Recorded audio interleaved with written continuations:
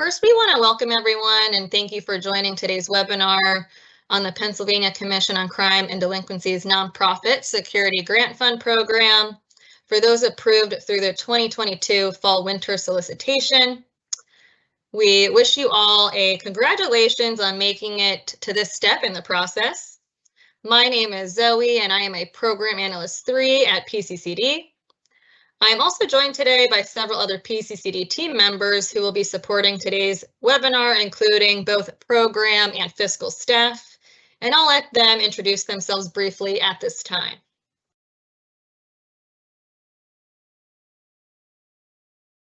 Hi, my name is Christina Cosgrove, and I am one of the program staff that work on the nonprofit security grant funds.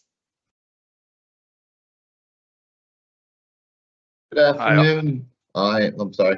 This is James Hawes. I am an accountant with the PCCD, and I deal with the fiscal ends of the grants.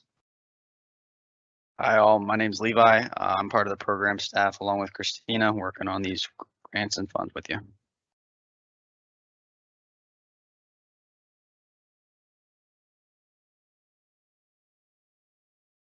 Hi everyone, my name's Corey Brady. I'm an accountant too with PCCD and I work on a variety of the nonprofit grants. And thank you for being here. Awesome, thank you everyone. So these are the topics that we'll cover today, and we will ensure we leave plenty of time for questions. Please note that we will be covering common questions before opening it up to the live chat Q&A. So with that roadmap ahead of us, we'll go ahead and get started.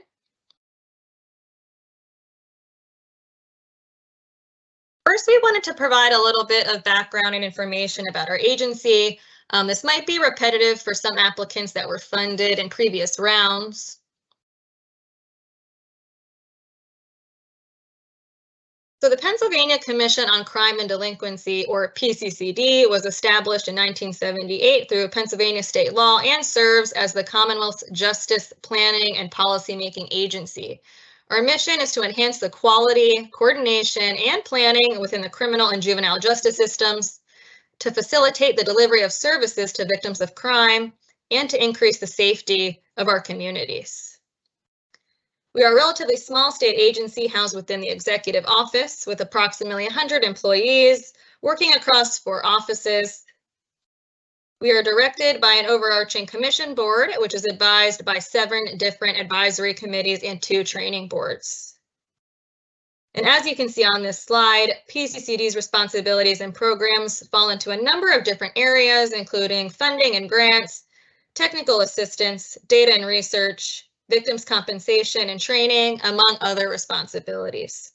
If you're interested in learning more about any of these areas, I highly encourage you to check out our website at www.pccd.pa.gov. So with that, we'll jump into discussing the process for registering in our Egrants system. Good afternoon again. This is Christina, just going to provide a quick overview of the Egrants registration process. Most of you should have completed these steps already, but we wanted to go over them again here in case you had any questions.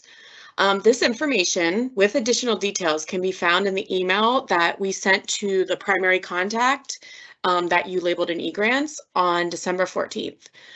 If you were a previous PCCD grantee, you actually do not need to register again. However, if you have new staff members that you would like to have access to your grant, they will need to be registered and assign roles within the system. Egrants has specific roles that can be assigned to staff with your agency. The next slide. So just an overview of these roles. The oversight role of your entire application is called the user manager role. At least one person within your agency needs to be assigned as a user manager. This person should also request all of the other Egrants roles as well, so they have access to all of the components of your Egrants application. The other 2 roles relate to program and fiscal management. A financial creator can create the budget and submit fiscal reports, but a financial reader cannot create or make changes within the budget. They can only see the budget and fiscal information. This is the same thing with the program creator, who can create narratives, program reports, but a program reader can really only see the application and cannot make any changes. Finally, the submission role allows a person to submit an application. So let's say you have a financial creator role and program creator role, and you create the application. If you don't have the submission role, you won't be able to actually submit the application to us. Just to make it easier on you, we would highly suggest that a couple people in your agency have all of the roles. We say that because, you know, people leave, and it's always nice to at least have one person, especially the user manager role, that can access this grant and maybe any previous grants or future grants. So the first step in the Thanks, Zoe. The first step in the registration process is to register a user manager.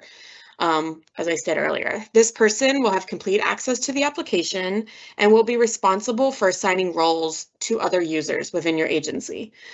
The Egrants Keystone User Registration Walkthrough Guide is on our Egrants webpage. We'll guide you step by step through this process.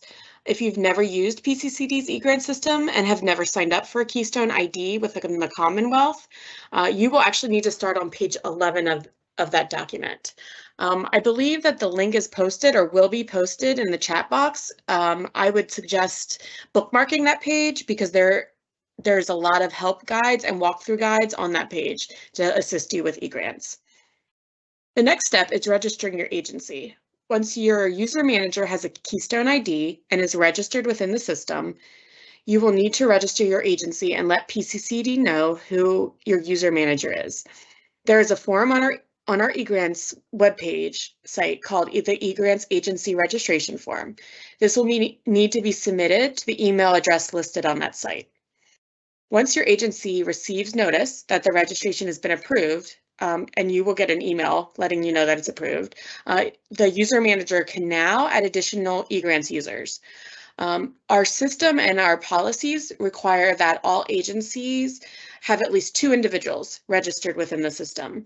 One should be a program manager or a program contact, and the other one should be your fiscal contact that will be able to answer any questions regarding any fiscal questions that our agency may have. When you start your application in eGrants, you will need a project director, a fiscal officer, and a primary contact. It's really important, as I said, with a fiscal officer, but that your primary contact also is fully aware of your application and what you've requested. Because we regularly, as staff, use those contacts to reach out with any questions we might have. Those contacts also receive alerts from the eGrant system about upcoming program or fiscal reports, or if reports are delinquent, or if we have sent back any issues or comments on applications or reports. You can have as many people, though, as you want register for access, and to help you through that, the guides are on the eGrants webpage. After additional users are registered, the user manager will need to go into eGrants and actually approve user roles to complete their registration process. A guide to help with the user manager and the requirements of being a user manager is also listed on our website. After this is complete, an agency will then need to register as a Commonwealth vendor. And I'm going to turn it over now to James to discuss this process. Good afternoon again. So as you can see, in order to receive any sort of payment from the Commonwealth, you do need to register as a vendor. The link is on the PowerPoint there, and it will be sent to everybody. So if you do not have a 6-digit vendor number at this point, you would have to go in and click on that link, and you would need to fill out the information there. You need your EIN number, and I believe you have to submit some tax forms to Commonwealth as well. Unfortunately, we're not part of this, but the Office of Comptroller would be able to assist you with this. And once you get that 6-digit number, you would just need to let PCCD know that you have it, and then that way we can set that up with eGrants when you do need to get paid on the road.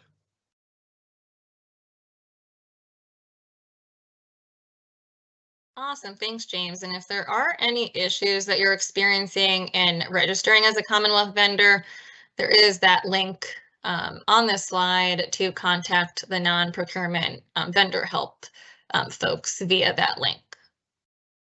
One more point I'd like to add regarding that. With the registration, you do need to have an up-to-date browser. We've heard some people were not able to register, and it is because of their browser being too old. So just as long as your browser is up to one of the newer ones, you should be fine. Yeah, that's really helpful information, James, and I'm sure that applies to our eGrant system as well, which is a good segue. So during the next portion of this webinar, we will be showing you all how to log into eGrants, how to access the funding announcement, and going through the application sections. Before we jump into that, we did want to provide some tips that will assist you in navigating our eGrant system and in completing the application that will be helpful to refer to as you're completing your application in this system. So you should see on your screen now our eGrants tips. When you begin and you create your application, you will be assigned a grant ID. And this is going to be really helpful to keep it handy, writing it down, maybe putting it on a Post-it note near your desk. It will be really helpful if you guys are reaching out to the resource account or to any of our staff to have this handy and provide your grant ID to us, just so we can easily look you up in the system. As you guys are working on your application sections, you will notice that one of the sections is already marked as complete. You won't have to do anything in that section. Another important thing to note is there is a section called the main summary. And you need to complete the main summary section and mark it as complete before you can access the budget and before you should move forward in completing the other sections. Additionally, eGrants is sort of finicky and using the back button doesn't work. So make sure you're saving your information as frequently as possible. And throughout the system, you'll notice that there's like a cancel button. It's not going to delete anything that you were working on. Cancel is used as the back button. Also, you'll see on your screen when you're logging into eGrants that it does time out after 20 minutes. So that's why it is pretty important to ensure that your items are saved. And before you submit your application to us, all sections must be marked as complete. That will be helpful for then ensuring that we get your application submitted to us in the system because it'll change its status.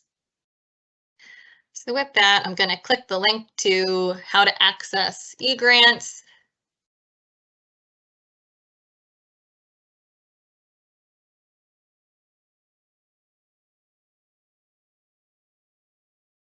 So this screen took you to our homepage, and then you'll see that there's this eGrants symbol to take you here.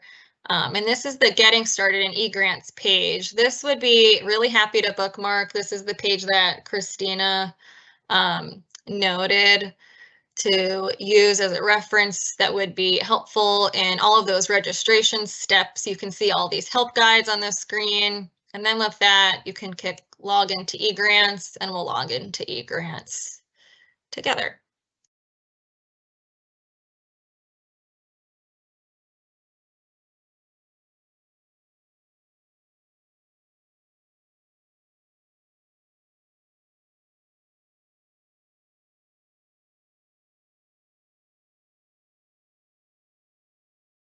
Giving it a minute to load.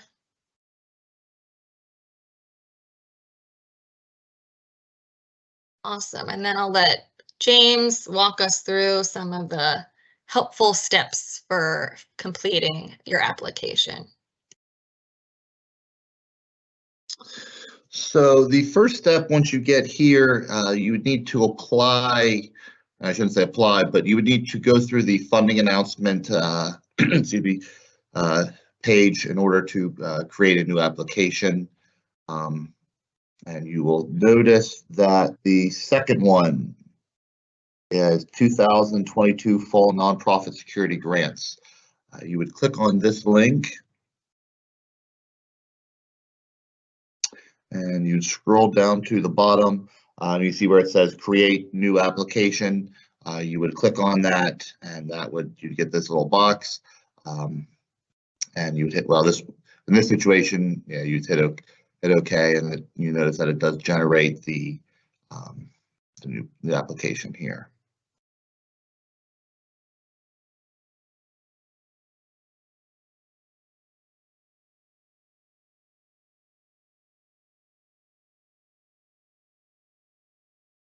And you get this message here.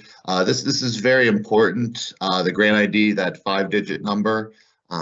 Please do write that down. And any correspondence you have with PCCD, please include that number. It makes things a lot easier for us to know what grant you're referring to.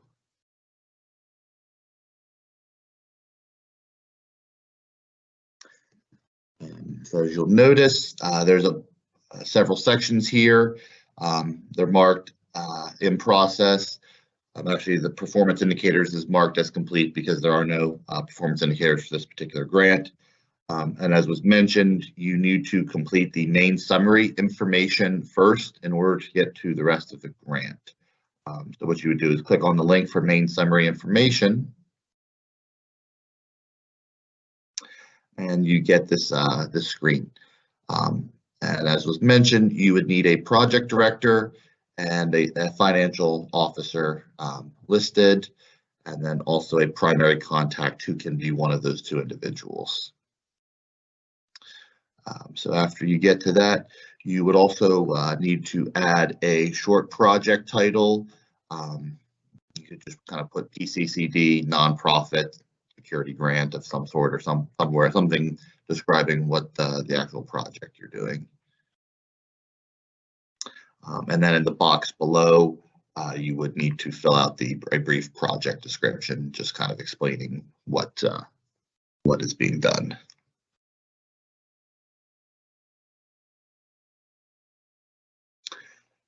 So, and then you will notice below there is some items there. We're not requiring any as the school district to be added for this particular one. I believe keywords, you would need to select the nonprofit security as shown, and just hit the check. And then you would also need to do the start and end date for this grant. The start date for this grant is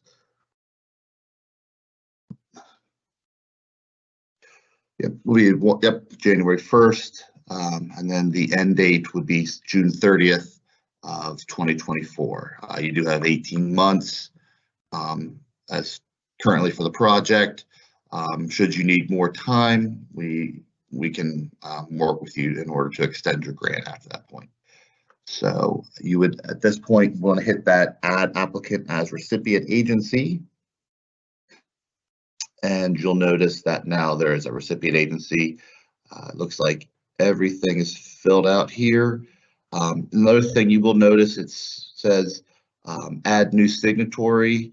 We'll kind of go on over this later, but you will need to upload a signature page to the grant, and basically the signatory will be the individual who is signing the signature page on behalf of your organization. So you don't have to do that at this point when you're doing it, but you will need to do that eventually. So you'll mark the section as complete and then scroll to the bottom, hit save.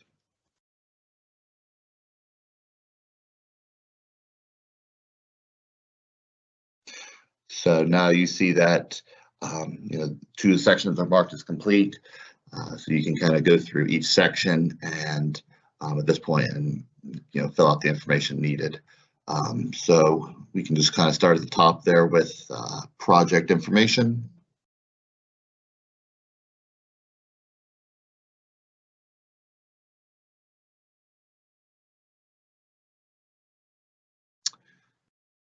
So this is where you will attach your SurveyMonkey PDF, and you can kind of see, that attachment down there at the bottom, and that would just kind of would bring up a thing, and you just attach it there.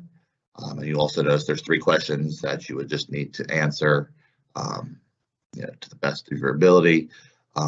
Basically about if there's any other funding, estimating the number of individuals that utilize your facility, and then just kind of when you answer all the questions, you'd hit the change the completion status to complete and save the section.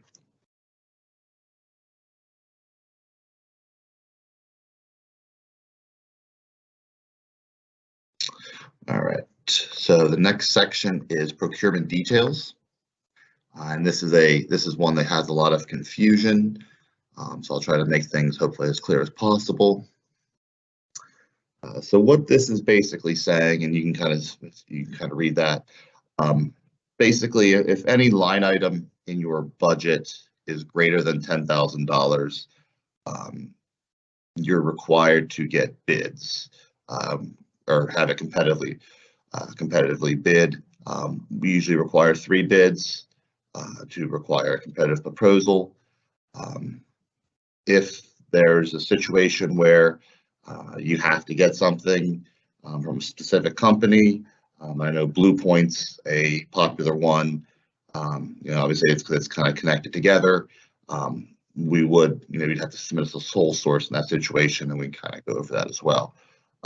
So if all of your items are bid out, everything is competitively selected, you would just need to answer, does this application include any procurements by non-competitive? You just say no at that point and answer question 2, and then mark it complete. Should you want to request a sole source, you would want to answer that first question as yes, answer question 2, and then submit justification for your sole source in questions 3 and 4. Please note, just because you are requesting a sole source does not mean it will be approved. We do have to go through the necessary vetting and make sure that everything is okay.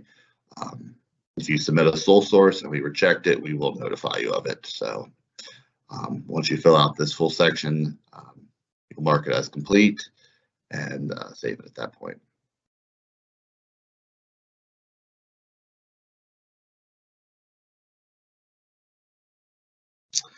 All right, so the next section is the approval checklists. And you can kind of just see the questions here. To answer, you just need to respond to all of these questions.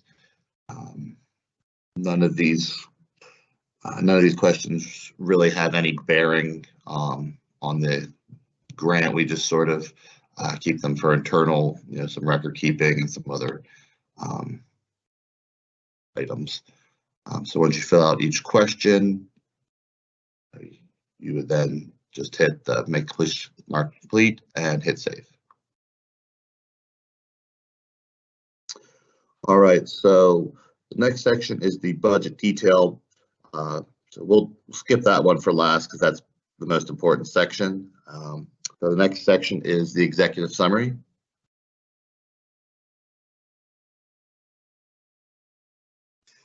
And you'll notice it's basically saying it kind of has the information there. Please, it says the name, obviously the name of applicant is requesting, however much money your grant is, and basically providing this. Basically, the purpose of this is we obviously have to follow the right to know laws. So basically, whatever information you provide here is what we would submit if we receive a right to know request regarding your particular grant. So please don't put any information in there that you don't want getting out to the general public. Same thing once you mark that as complete and hit save. The next section is the worker protection certification.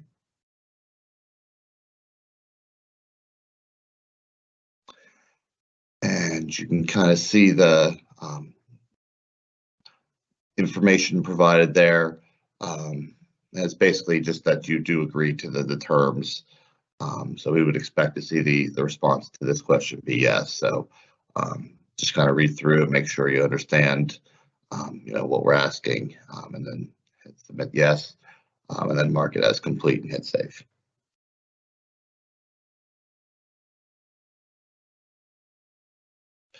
All right, so the next section is the fiscal accountability section.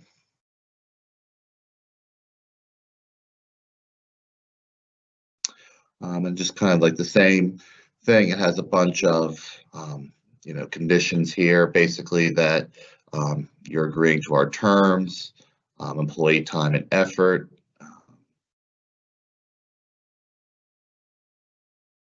Basically goes over all of that.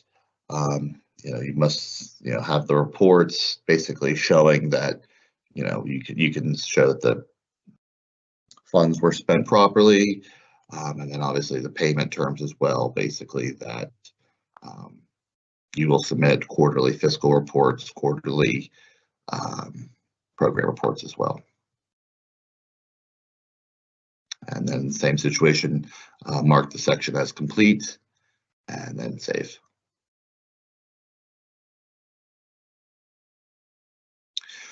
All right, the next section is the Federal Transparency Act certification.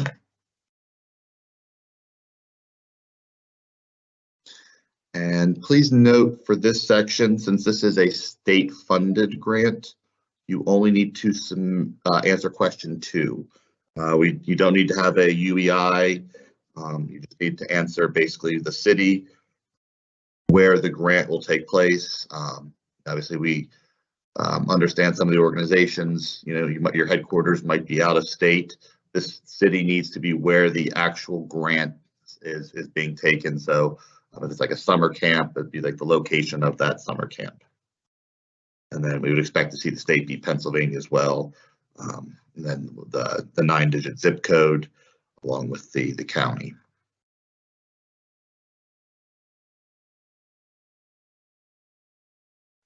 And once you answer the 4 parts of question 2, you can mark it as complete and hit save.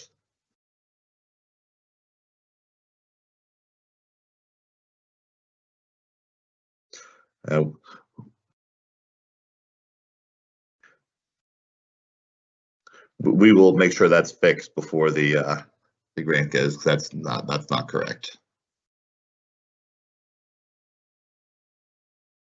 All right, so the next section is the state funding announcement certifications. So it kind of goes through here and just kind of goes through all these terms and conditions, and you kind of read through them. And then you're basically saying that you are agreeing to these terms. We have our standard standard sub-grant conditions there. You can read through those at that website, and then just if you agree with them, you can agree with them here. Basically just saying that yes. Got a few, more conditions basically, and these last 2 are the important ones. The prevailing wage, we've received questions. Yes, you do have to go by the prevailing wage system or act for the Commonwealth. And the last one is ACH payments. This has been changed since some of the previous ones, but you are required to have a checking account added to your SAP vendor account, which was the vendor registration earlier. So when you do register with the Commonwealth as a vendor, you will need to add a bank account to the account in order to receive the payments. And please note that you will notice elsewhere it says that you need a separate bank account for this grant. That is not a requirement. You can just have your standard bank account, checking account put in, and that's fine. And you can mark it as complete and hit save.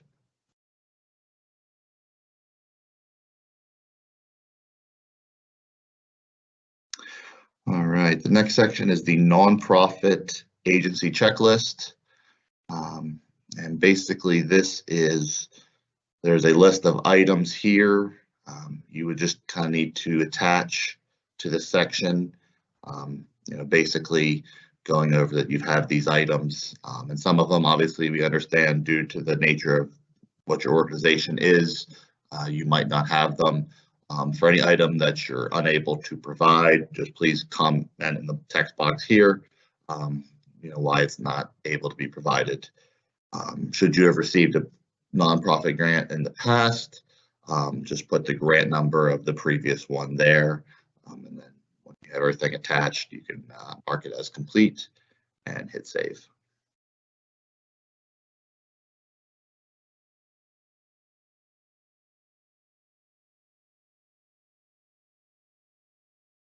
All right, and the final section is the budget detail, and we'll try to go through this one as best as possible. If you get this screen, everyone should be an agency budget, so you should have it already checked there, and then you hit that save button. So you'll get this screen here, and what you will notice is there is basically three sections: the by recipient agency, by category, and by source. The first thing I would recommend doing is at the bottom where it says by source, type in your grant amount awarded by the state on that line. So, and obviously there are some matching as well. So depending on the amount of your grant, you will have a match. So we'll just kind of use one as an example with a match. So if you got a $150,000 grant from state funds, you would put that on the state line. And then your match would be $75,000. And please note, if your grant is $25,000 or less, there is no match. So you would not need to add that. You would just put the amount on the state line. So once this is added, you will notice under by recipient agency, there is a link of your organization's name. You will click on that. And this is how you add the actual line items to your grant. So there are several line items here. I'm going to kind of go over quickly what they all are. Personnel employee benefits kind of go hand in hand. If there's any individuals on your SurveyMonkey that are security guards or something along those lines, you can add them as personnel. Please note personnel must be an employee of your organization. If you are hiring an outside vendor or organization, that will go in a different section. So you do have to add the justification before you can click the add new line button and add individual.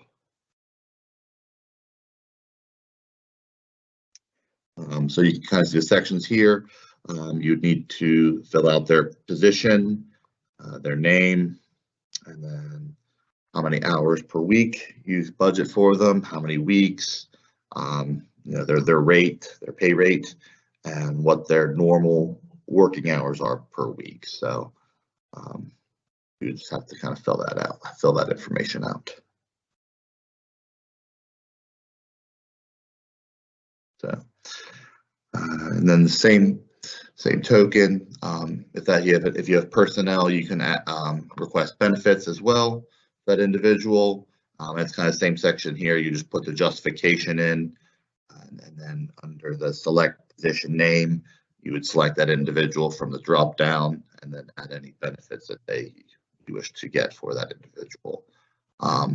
Please note you can only get the percentage of benefits that they are working on the grant. So if 10% of their hours are going for this grant, you can get 10% of their normal benefits. And then you can kind of go back to the next section, which is travel, including training.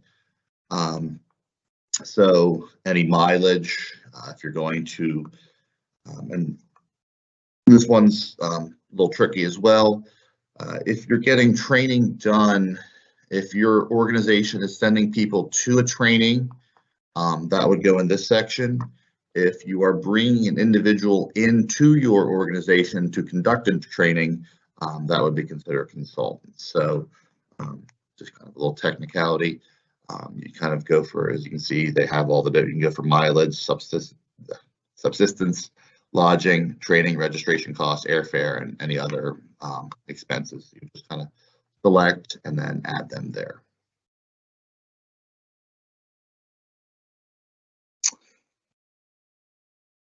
All right, the next section is equipment. So what this section is for any depreciable good that has a unit cost greater than $5,000. If you're ordering, say, a camera system that has 10 cameras and the total cost is $10,000, we would not consider that equipment because the unit cost will only be $1,000. So that's a key thing to keep in mind. The unit cost, as you see there, the total unit cost per item, we would expect to see that greater than $5,000 in this section.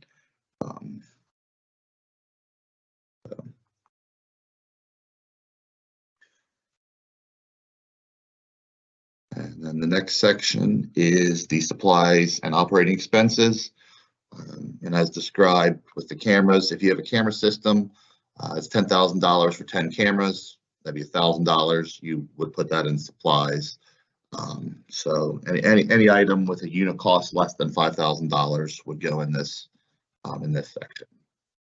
And basically the difference between the two is you are required to submit an inventory report at the end of your grant for the equipment. And that's just kind of to show that you do have the item. So go to the next section. So the next section is consultants, and kind of as touched on, if you hire an outside organization to be security guards, if you contact, have a police department, help work security, if you are hiring someone to come in to provide training, that would be considered consultant, and you'd put that in this section.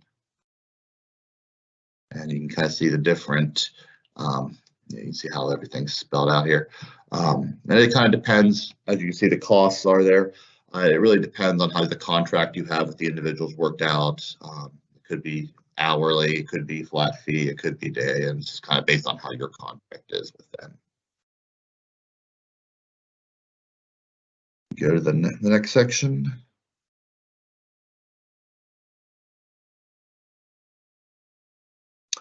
So the next section is construction should be, construction will be active for the grant. And basically we would expect to see anything, a lot of the popular ones are, new doors, bulletproof windows, anything that's basically you're bringing someone in and they're doing construction on your organization or a building, you put that there.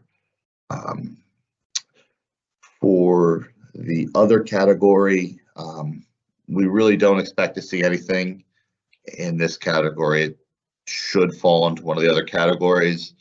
So it's just there in case you want to put something there. We'll probably have it moved to a different section based on what it is. So once you fill out put in the full budget in, you can hit the return to budget summary.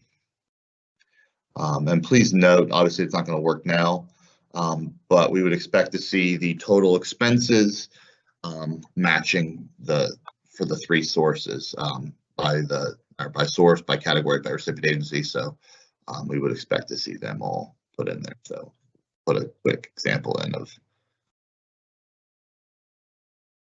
just a $225,000 item.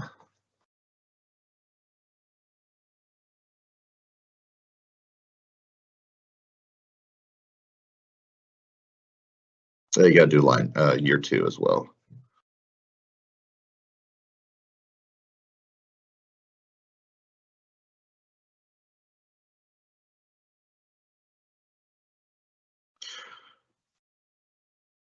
All right, so you notice that everything here now matches the 225 all across. So you won't be able to mark it as complete if those sections do not match.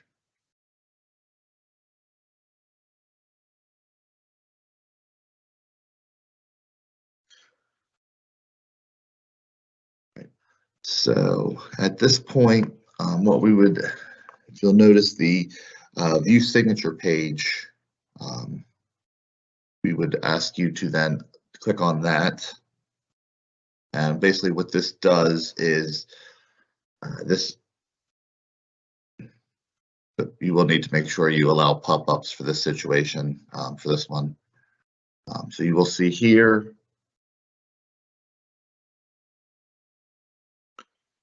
it will download the signature page for your grant. This is basically the contract with your organization and the state. So you'll notice there's basically two sides. On the left side, you have date, signature of a testing officer, title of a testing officer. That needs to be signed. A testing officer can really be any individual within the organization. There's not really any standards. On the right side, that's where we'll need an individual who is authorized to enter into contracts, sign. So I'd say like a board president, board vice president, basically anybody that has, documented signing authority based on your organization would need to sign that, and then we would just upload a scanned copy to Egrants. We are accepting electronic signatures. So if you have DocuSign is the one I see commonly. We do allow DocuSign to be done. You don't have to have a wet signature for this one.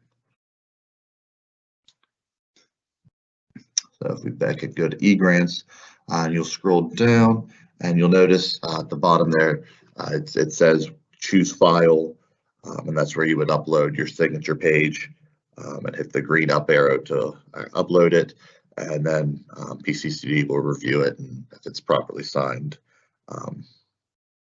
we would hit the check mark and then you'd get notified.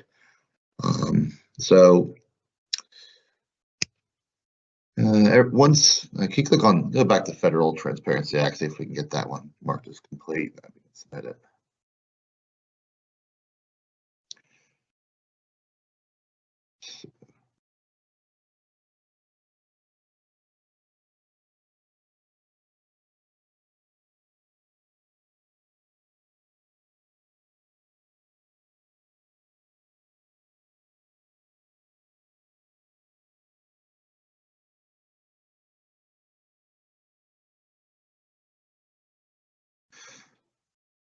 We don't need under the zip code. You'll need you need the 9-digit zip code.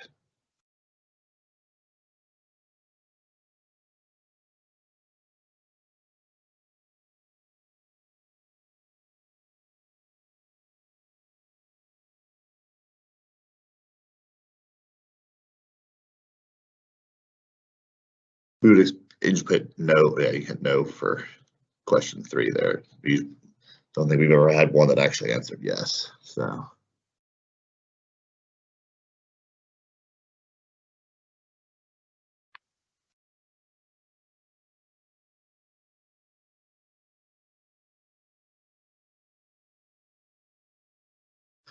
All right, now that once you have all the sections complete like this, you'll notice the submit application button is now active. At that point, you would hit that button, and you'll get this basically saying, "Are you want to submit?" and hit OK.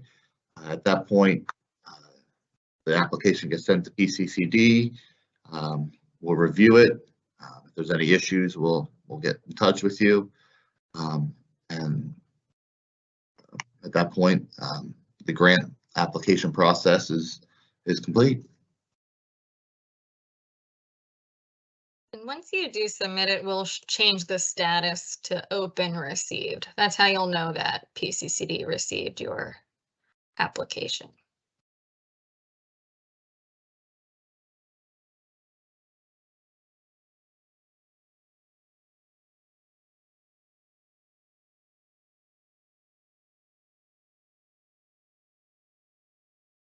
Thanks, James. So for a few of the next couple slides, we really just provided them as reference that will be helpful as you're completing your application.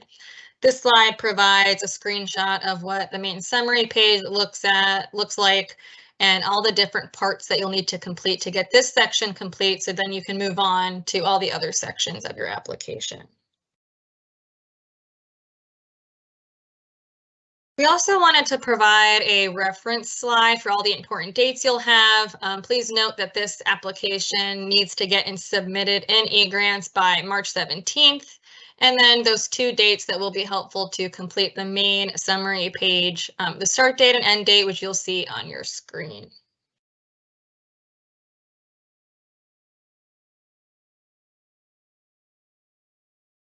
This slide was also provided just to give a brief description of what each of the procurement details mean. If you have any questions as you're completing this section or any other fiscal related section, you can feel free to reach out to the fiscal contact assigned to your grant. You can also reach out to the resource account, and we'll be able to direct you to someone to answer the questions that you'll have. And this slide is just a reminder of that previous section that we were sort of having issues with. The actual funding announcement that you'll apply to will show it correctly. It was only showing an error because we were using a test environment, so we can act as an applicant to apply to the funding announcement. But this slide will prove helpful as well for this section, just so you know, as a reminder that you only need to complete number 2.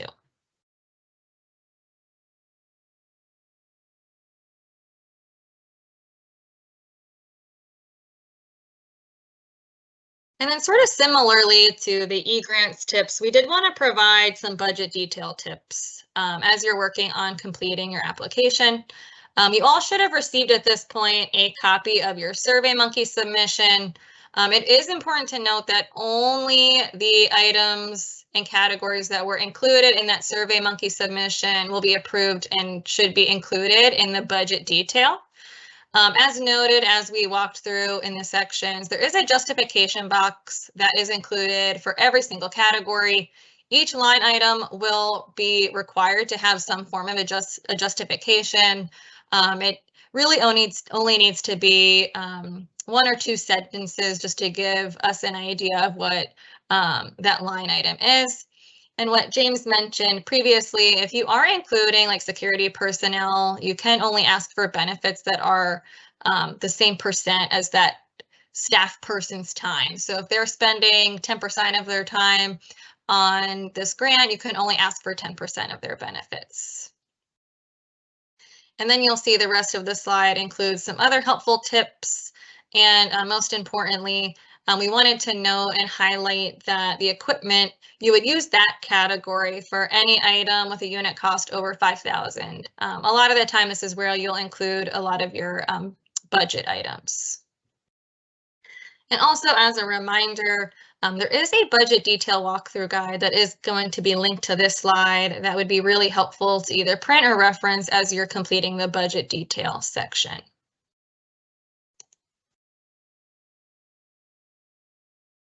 We included this slide really just because we know it can be confusing on what it represents, because it almost looks like it's 3 different budgets, but really it's the same budget just split by different ways. So the first one is the recipient agency, and then it splits it out by category, and then it splits it out by source. So if you have any questions around what this means, reaching out to your fiscal contact would be best. But we wanted to provide at least an explanation as to what this screen looks like and why you'll see 3 different like points there.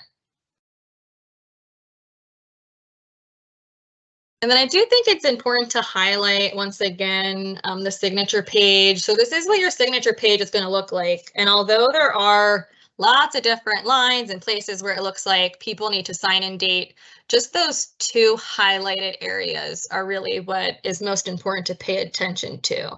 So on the right, you will need somebody that has an authorized signatory for your organization. So this is a person that is authorized to enter into contracts on behalf of your organization. And if we have any questions around the signatory or person, we will ask for documentation because your application is considered a contract. And additionally, on the left, you'll have an attesting officer, and this can really be anyone else that is verifying that the signing individual has authority to sign on behalf of your organization.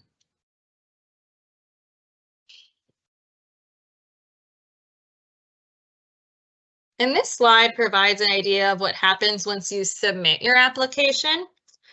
This general timeline was provided in the update email that was sent on January 9th. Please know that once you hit submit, there are numerous steps that need to take place, including program and fiscal staff review of your application. There might be some back and forth if we have any questions around anything you submitted in your application. As you are submitting your applications, we will do our best to review and get back to you as soon as we can, but we certainly appreciate any patience you guys can provide to ensure that, to giving us time to get back to you. And then once we complete our review, as you'll see on this slide, there's additional steps that need to take place before you reach open awarded status.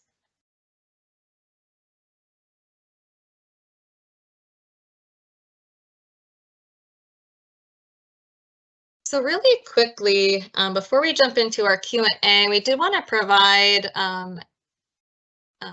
an example of how to complete a fiscal report. I'm hoping this works because we are experiencing some issues with that test site.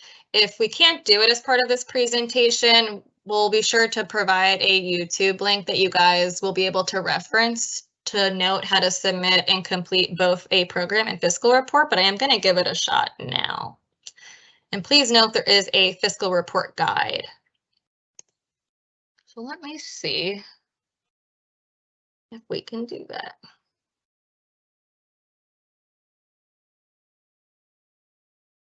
Awesome.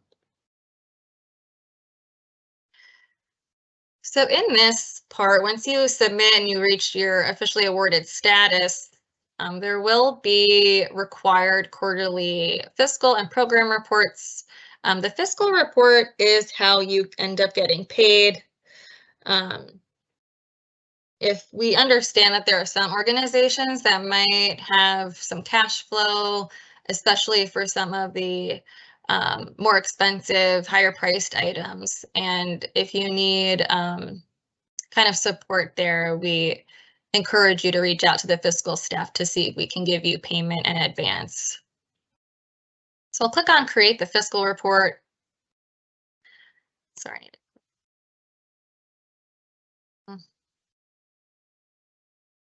Darn it.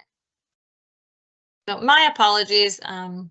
With the way this testing site works, I am unable to show you an example of that. I'm assuming I'm going to have the same issue for the program report, but like I said, we have a YouTube video that shows how to walk through both the fiscal and program report. And then there's also a walkthrough guide that provides detail on what you'll need to submit for your fiscal and program report. If you have any questions around what you need to submit for both the program or fiscal report, you can reach out to your program and fiscal contacts that are assigned to you in Egrants. There's one point I'd like to emphasize with the fiscal report. On your original budget on your application, that is just a best guess estimate. You do not need to have your actual numbers. When the fiscal report is submitted, that is when the actual numbers for the grant items and the expenses should match what you actually paid. Awesome. Thank you, James. So with that, I'm going to turn it over to Christina to walk us through some common questions before we open it up to the Q&A chat feature. All right, so we've taken some of the most commonly asked questions from our past webinars and put them on here. Before I go through all the Q&A questions, just to remind people and just to go over a couple of things. So I'm not going to read them all, but I'm just going to highlight a couple of them that I think are pretty important. Question one, if a line item is under 10,000, what do I need to do? This is considered a micro purchase. You do not need to obtain multiple quotes for an item that's under 10,000. What is a sole source? So a sole source is a non-competitive procurement that allows a single supplier to fulfill the needs of the contractual requirements. An example of this is a sole source would be purchasing over $10,000 in cameras through one company. Our sole source, and I know James kind of went over that, justification section, you will need to fill that out to state why you're not getting multiple quotes for that. We're required to do that as a state agency and for our funding. Once you submit that sole source, it goes through an internal process, and we cannot guarantee that you may be asked to put it out for bid. So just be aware of that if it gets sent back and you're asked to get bids instead. Do we need a separate checking account? You just need it. You do not. I think James touched on that, but you just need a way to track all your incoming and outgoing payments, either through a system, like some kind of organized spreadsheet or something, where the payments and the reimbursements are tracked. Can I request budget items not included in SurveyMonkey? So I know Zoe mentioned this, and technically, no, you cannot change any of the budget expenses. However, we do understand that if you budget for something like cameras in your SurveyMonkey application, that those cameras may include wiring as well, and that's something that you'd want to add into your budget. So if it's related to the expenses that are approved, that will be okay. And there are some, I did want to say there are some, and I'm hoping that we get to them this week, some expenses that even though your grant was approved, the review team did not support. So if you don't hear from us, go ahead and budget for for all of your expenses, but there are some expenses like a license plate reader that we are not allowed to fund without direct support from local law enforcement. So expenses like that may be something that we ask you to take out. Also, admin expenses, if we are not allowing like flat fees or indirect cost, admin expenses that are not related to like a contractor putting in your cameras. So just a heads up about that. Okay, so I'll just go to the next slide. So my budget categories aren't showing as a hyperlink. So if you start your application, the first section you're going to do is the main summary page. If you do not fill out everything on that page, you will not be able to go to all the other sections in your application. The most common mistake on the main summary page is not clicking make applicant subrecipient. It's so small you sometimes miss it, but if you're not able to move forward, make sure that your recipient agency is listed, and it's your same agency unless you're doing a pass-through, which is pretty rare. So basically, if you're not able to move forward from the main summary page, that's why. So what if I don't have exact numbers for my budget? I think James touched on that. Best guesstimate is fine. Right, so on the next slide, I received bids prior to my start date. Do they still count? Yes, they're still valid. If I'm purchasing 40 cameras at a unit cost of $300, do I have to get multiple quotes or committed bid for these? Since that total amount is $10,000, you will still need to get 3 separate quotes. If $10,000, no matter if it's 1 line item or 100 line items, equal or is over 10,000, you need to get multiple quotes. It's the one vendor. Does my organization need a UEI? No, you do not need that. I did see in the Q&A that I'm going to go over soon that it requires you to put something there. I believe just put NA. Just put if a box requires something and to save it, you can just put like NA or not necessary or something like that. So next slide. I don't understand how to apply the match to an expense. Can you provide an example? So the match applies to the total requested amount. It's up to the grantee to determine how to apply the funds. when submitting your fiscal report. To keep an easy track of this, you can apply the same percentage match that was required for your grant application. For example, if an applicant requested and was approved for $50,000 in state funding, the applicant is required to provide a non-state financial match of $16,500, which is 33% of the $50,000. So that means your total project is $66,500. Okay, next slide. When can I start purchasing items? So this answer is a little, we should have changed it. So technically speaking, your grant does start January 1st.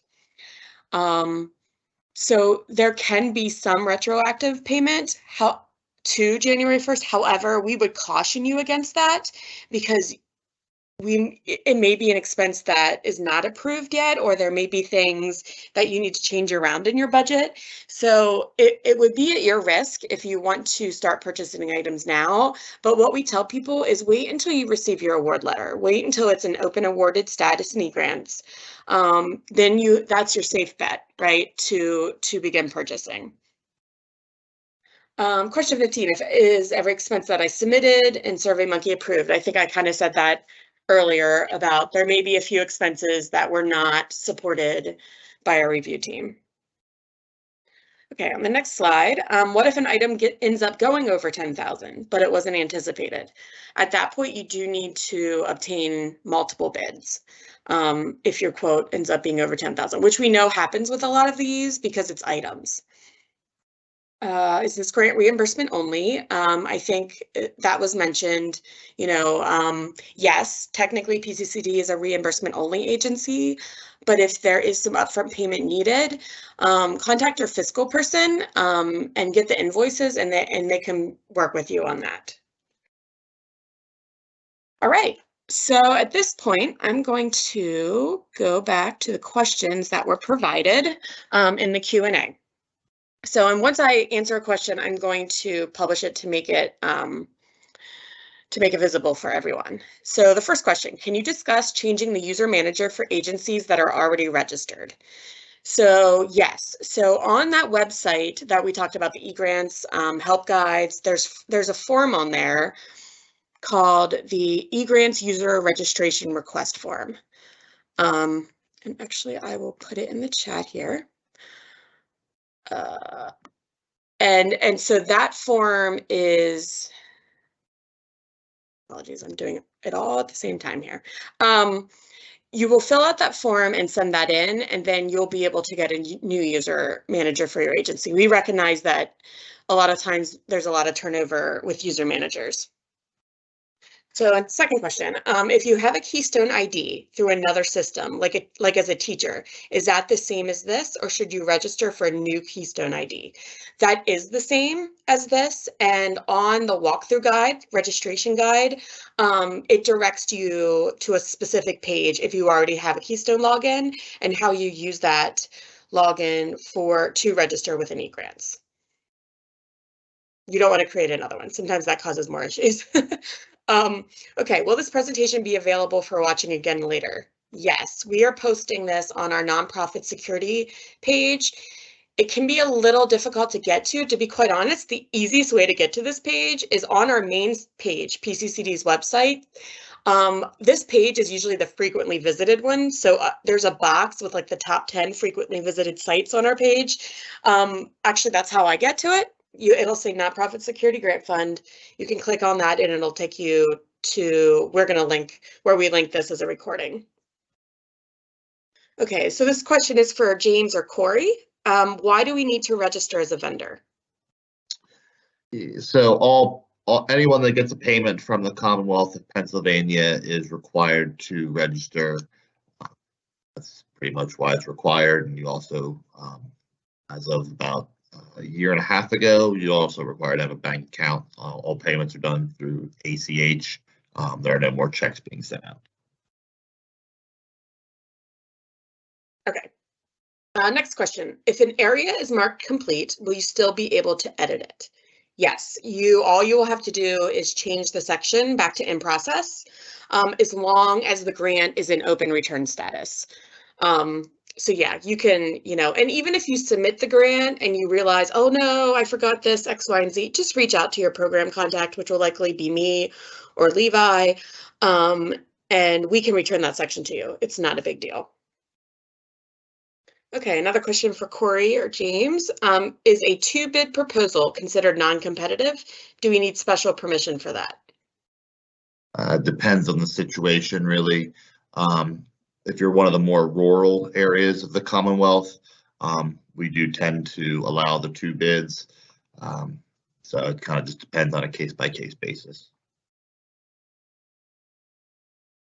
Okay.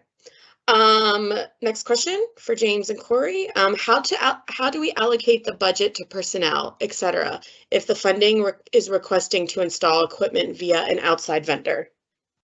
So in that situation, that wouldn't be considered personnel. If it's an outside vendor, we would anticipate that to be a consultant. Okay. If we were previously a vendor, but our ACH has changed, how do we update that? Who do we contact? So that would be through the budget office. I believe you would want to look for the Bureau of Payable Services Center, and you would be able to update your information there. I believe you can do it online, or there is a phone number, but you may or may not get through on that one. And I'll also add that one of the links that we have to help you with registering as a vendor does have the email for the support center if you needed help with that as well. All right. Next question, is this recorded?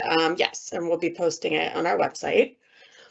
Another question for James and Corey. If we have our own facility staff do something like install eye holes in doors or put up fencing around our generator, would that still go under construction?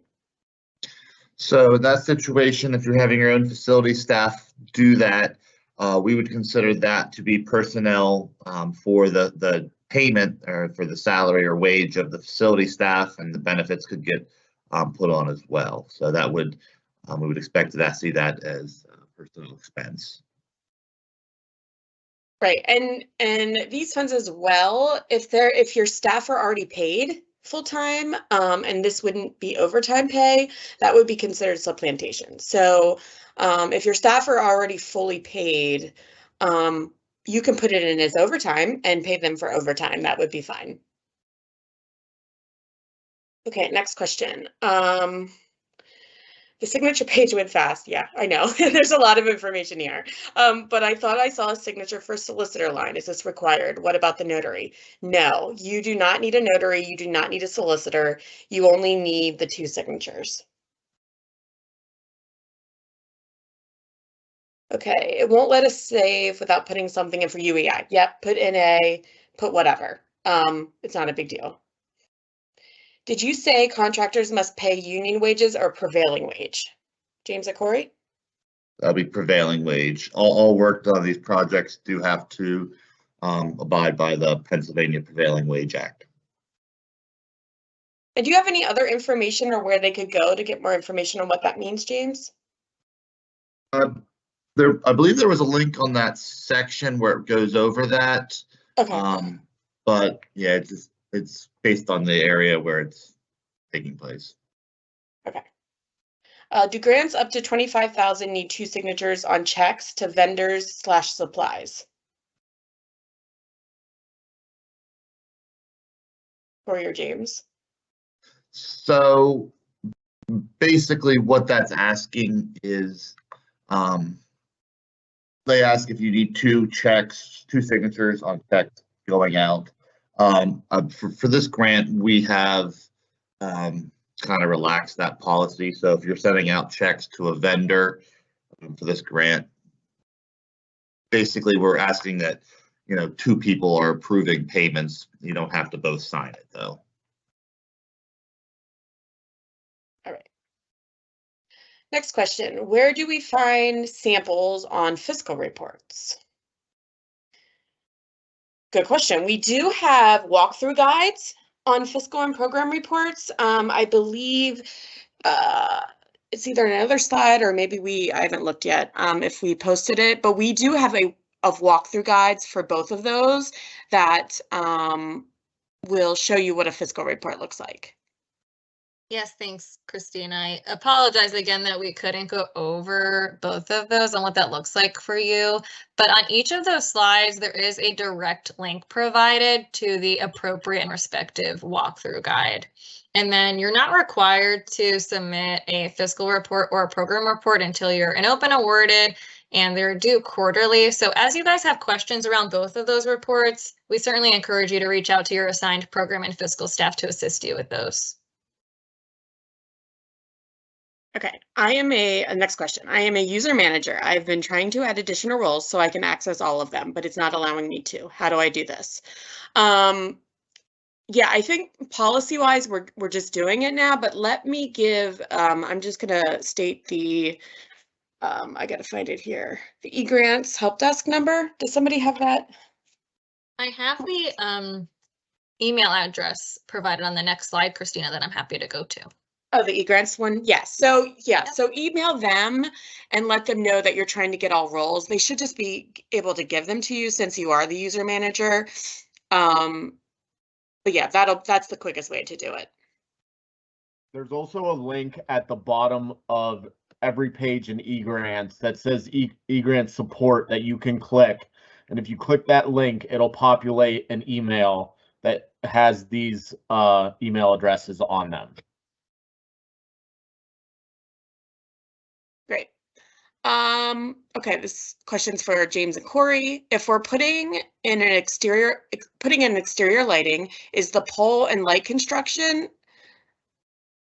is the pole and light construction or equipment, and the labor to install, is that part of the unit cost or under construction? So basically in this situation, if you got a bid for all those items that's sort of wrapped into one, we would tell you just put it in construction and not worry about breaking it out any further. Okay. If a consultant is over 10,000, however, it's an evidence-based specific training program that we cannot do a bid for to other trainers, should we do a sole source funding request? Yes. Yeah. We completely understand that. In the sole source, you're going to want to just make that justification that there's nobody else that can provide the training.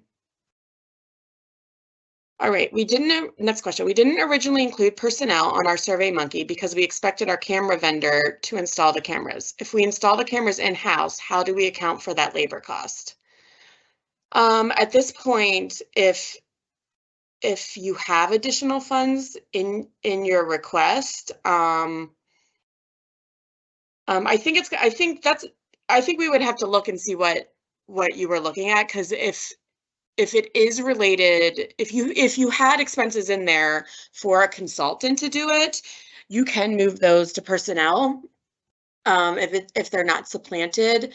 If no expenses for installation were included, we would just need to talk to you about that. So email our nonprofit security grant fund email address that's right on the screen, and we can work on that with you. Okay, if a consultant is over 10,000, however, it's an evidence, oh, I think I answered that. I apologize. Okay, I cannot find the frequently visited pages. Do you mind providing that link? Okay, Zoe, do you mind sharing your screen and going to our homepage? Yeah, no problem at all. Give me 1 second.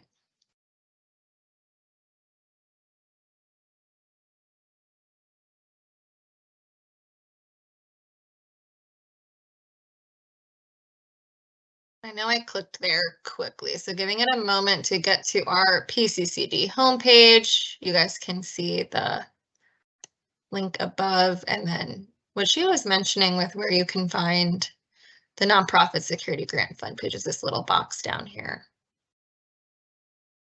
Yeah, we fully recognize that our website is not the most user-friendly. So once you find it, I would bookmark it, because there's so much information on there, a link to the help guides, etc. Yeah. Thanks, Christine. I'm happy they asked that, because then for you folks that are receiving awards, this link, the important news for applicants receiving awards, is going to be really helpful. It will also be linked on the last slide of the presentation under our additional information and resources, but definitely helpful to provide a screen share of it. This is where we mentioned we have walkthrough guides of every single section, including the quarterly program and fiscal reports. Okay, next question. When is the next round of nonprofits being opened? Actually, our plan, we're hoping, is next week. That's the goal. The goal is to open it up again next week. So I would just continue to check back on our website, or there's also a link on that page Zoe just showed you, the nonprofit page, that you can sign up to receive notifications through a SurveyMonkey link that to let you know when we open them. Okay, this is for Corey or James. Does the project director need to be bonded? No, the project director does not need to be bonded. In the non-profits attachment section, or check, or whatever, I forget what it's called, you do have to have proof of dishonesty insurance for certain individuals, but the project director does not necessarily have to be one of them. Okay. Next question. Are we allowed to submit the cost for people who donate their time for a minimal gift? For example, install a steel for a nominal gift of $200 when the service is worth $750. The expense would have to be listed on the grant itself. So in that situation, we would expect to see that person put as a consultant, basically, for the installation. And that would need to be something in the SurveyMonkey application as well. These are very, like, I know we've said this, these are very highly competitive. I mean, hundreds of applications. So that is why it's a policy at PCCD. We don't allow a lot of changes. So it would depend on the SurveyMonkey, but you can reach out to us on our nonprofit security email list and let us know, who you are and list your question there. Okay. Okay, next question. I'm familiar with the federal definition of supplantation, but can you tell me where there's a guide that explains how it applies to these grants?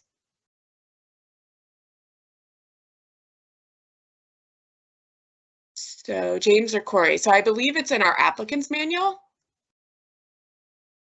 Yes, it is. And it's kind of tricky for this situation. I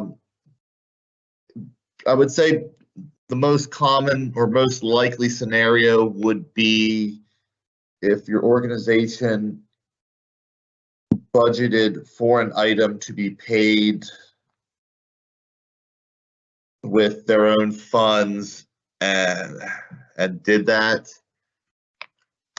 and then got the or it'd be more with the federal, if you received a federal grant in addition to the state grant and you opted to use the state funding versus the federal, but it's going to be very rare for this particular grant. So I would just reach out to one of us. Yeah, I would recommend to reach out to either myself or Corey, and we can answer your question regarding that. But I don't anticipate supplantation being an issue with this particular funding or this grant. Okay. So next question. Does the installation of alarm systems or cameras count as consultants or construction or operating expenses? I think we kind of had some similar questions on this. That would be the installation cost would go under consultants. Corey or James, where do we get proof of dishonesty form? The employee dishonesty insurance, well, this is one of those where it's kind of an optional item for this particular grant. Normally, PCCD grants, you're required to have the employee dishonesty insurance for board members and other certain members. For this particular funding announcement, we aren't requiring it, so we're not making you pay money to get the insurance just to get the grant. So if you don't have employee honesty insurance at this time, you don't have to go out and get it. But if you do have it, we would ask that you do attach that to the grant. All right. Okay, so back to the supplementation question. They're asking about supplementation with regard to paying for employee time. Again, it depends. Like, we would just ask that you reach out to us and explain the situation. And if the employee time was listed in your grant or in the SurveyMonkey application, I mean, just send us an email through the nonprofit account, because, you know, everything is very specific or very based on what was submitted in your agency, etc. So if you could just do that, that would be very helpful. Okay, last question. What is the general time frame from sending in the fiscal report to receipt of the money? James or Corey? So for these grants, we typically request a 14-day pay. So 14 days from whenever your fiscal report, is approved, we would have the payment. We would expect the payment in your bank account there. But I will point out that while we do request 14-day pay, we can't guarantee the payment dates. That's determined by the PA Treasury. And unfortunately, we can't make them pay. They don't want to. Well, I shouldn't say they will pay, but we can't make them pay expedited payment if they don't want to do that. Okay. Another question came in. So for clarification, I estimate a cost in my SurveyMonkey application. The cost may be different for some items.